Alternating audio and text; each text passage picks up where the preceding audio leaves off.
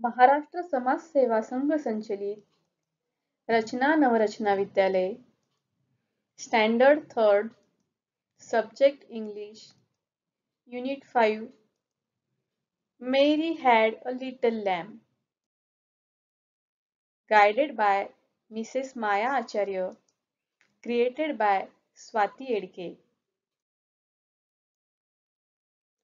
Student, in unit 4 we have studied the poem Three Little Kittens. Cat, kitten. Cat म्हणजे मांजर आणि मांजरीच्या पिलांना kitten असे म्हणतात. Today we will learn a poem on page number 63. Mary had little lamb. Sheep and lamb. Sheep म्हणजे मेंढी व lamb म्हणजे मेंढीचे पिलू, जिला आपण मराठीमध्ये कोकरू असे म्हणतो.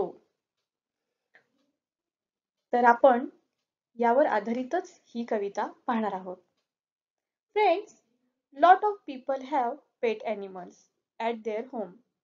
When we live with pet animals long time, they connect with us emotionally. They followed us wherever we go.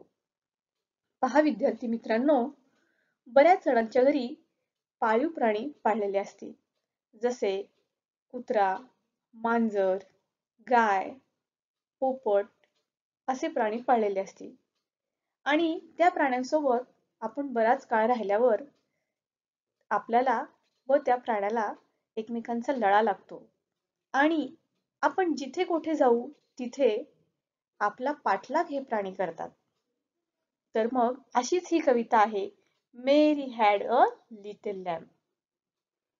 प्रथम आपण ही कविता चालीमध्ये ऐकूया. So listen carefully this poem and enjoy. Mary had a little lamb, little lamb, little lamb. Mary had a little lamb, its fleece was white as snow.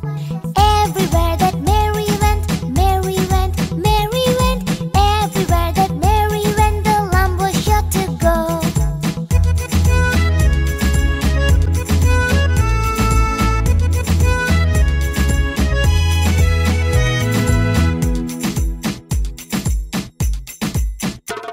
It followed her to school one day, school one day, school one day. It followed her to school one day, which was against the rules.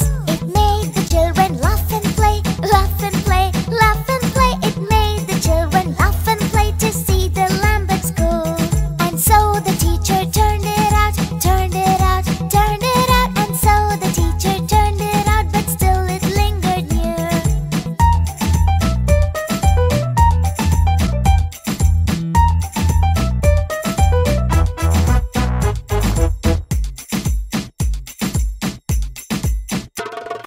Why does the lamb love Mary so, love Mary so, love Mary so? Why does the lamb love Mary so? The eager children cry. Why Mary loves the lamb, you know, the lamb, you know, the lamb, you know. Why Mary loves the lamb, you know? The teacher did reply.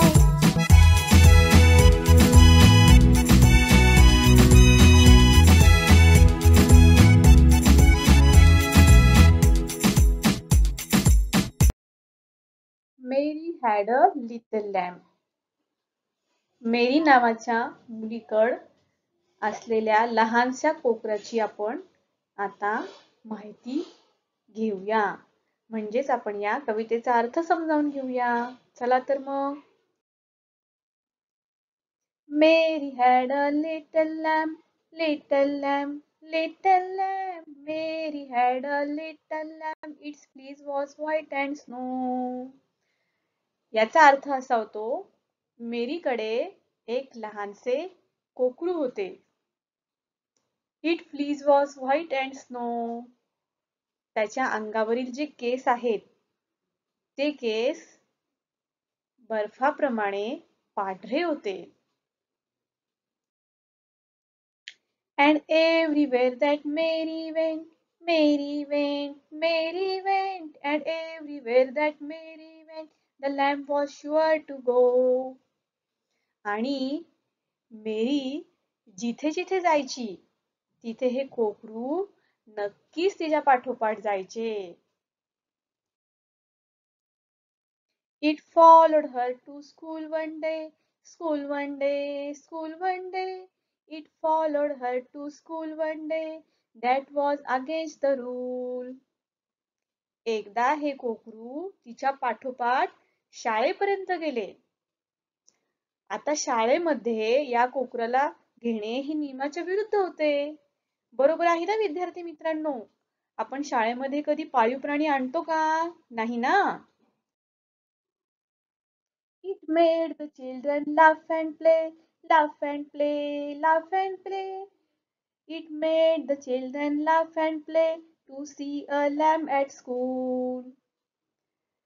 मेरी सोबत आलेले कोकरू पाहून शाळेतील सर्व मुले हसू लागली आणि त्या कोकरासोबत खेळू लागली. ह्या कोकराला पाहून सर्व विद्यार्थ्यांना खूप आनंद झाला. Why does the lamb love Mary so, love Mary so, love Mary so? The little children cry. हे कोकरू या मेरीवरती इतके का प्रेम करते? किंवा ही मेरी आणि कोकरू या दोघांमध्ये इतके काय प्रेम आहे? सर्व मुले ओरडू लागली आणि त्यांना रडू आले. Why Mary loved the lamb, you know, the lamb, you know, the lamb, you know. Why Mary loves the lamb, you know, the teacher did reply. शिक्षक म्हणतात, मेरी आणि लॅम्ब हे एकमेकावर का प्रेम करत असतील बरं? तुम्हाला कळाले का आता? म्हणजेच त्या दोघांना एकमेकाचा लळा आहे आणि म्हणून ते दोघे एकमेकांना सोडून राहू शकत नाही. बरोबर ना विद्यार्थी मित्रांनो? Mary had a little lamb, little lamb, little lamb. Mary had a little lamb, little lamb, little lamb. शब्दार्थ कवितेतील शब्दार्थ पाहूयात.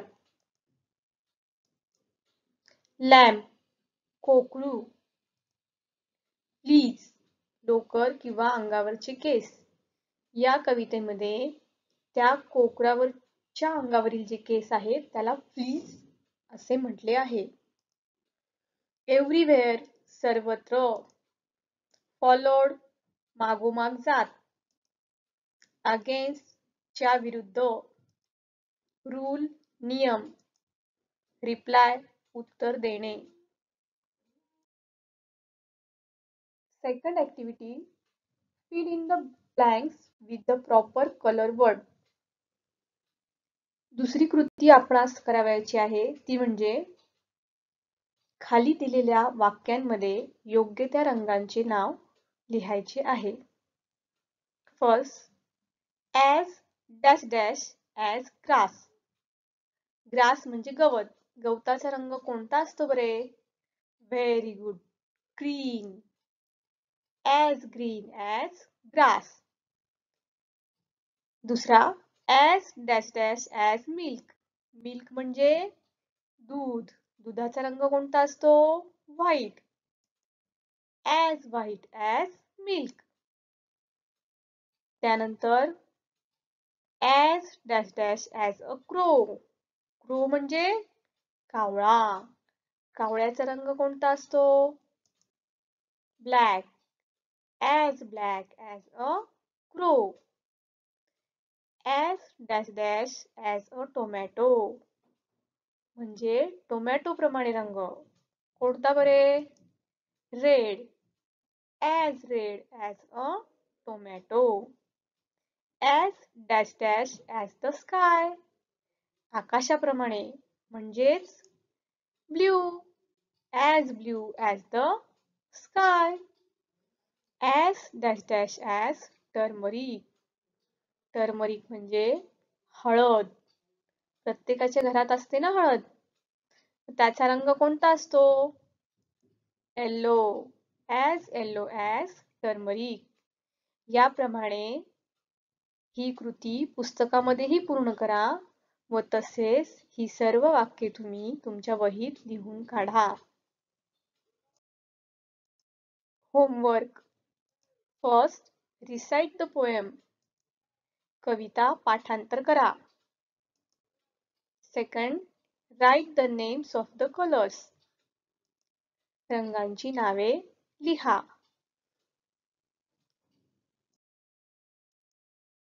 Thank you.